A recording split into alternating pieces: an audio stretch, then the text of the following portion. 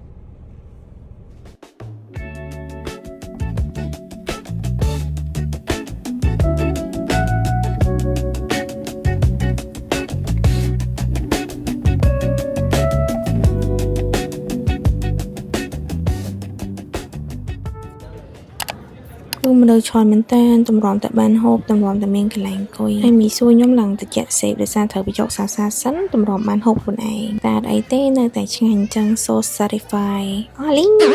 ហើយអត់ទាន់បានកាហ្វេឆ្ងាញ់ទេចេញមករកកន្លែងអង្គុយបន្តិចសារបងប្អូនយើងចិត្តមកដល់ដែរហើយពួកខ្ញុំកំងអីនៅសាហើយឲ្យគេដឹកមកឲ្យមកតែខ្ញុំទៅលើកនេះគឺនៅជាប់ឆ្នេរចឹងយើងអង្គុយលេងស្ដាប់ទឹកសមុទ្រឈៀលអានសភៅលេងចឹងណាដោយសារត្រូវចាំម៉ោងចូល check in បន្ទប់ដែរអត់ទាន់គេអត់ទាន់ឲ្យចូល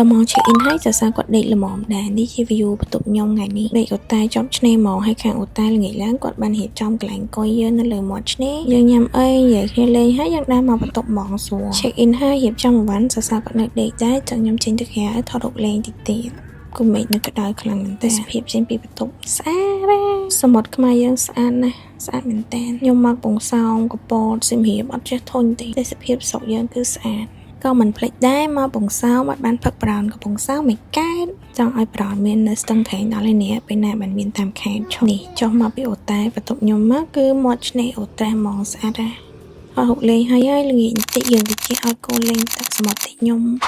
ជាមនុស្សអត់ចេះទឹកហើយក៏ខ្លាចទឹក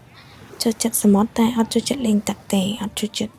ខ្លះក៏អាចលេងទឹកហើយយើងញ៉ាំបាយល្ងាចហើយស្អែកឡើងគឺយើងញ៉ាំ breakfast នៅអូតែហ្មងខ្ញុំថាមាន plan ចេញមកកពតទៀតចឹង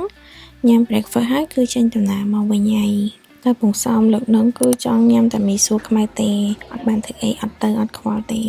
ដំណើរកម្សាន្តគ្រួសារខ្ញុំអាទិត្យនេះចប់ហើយជួបគ្នាវីដេអូក្រោយ thank you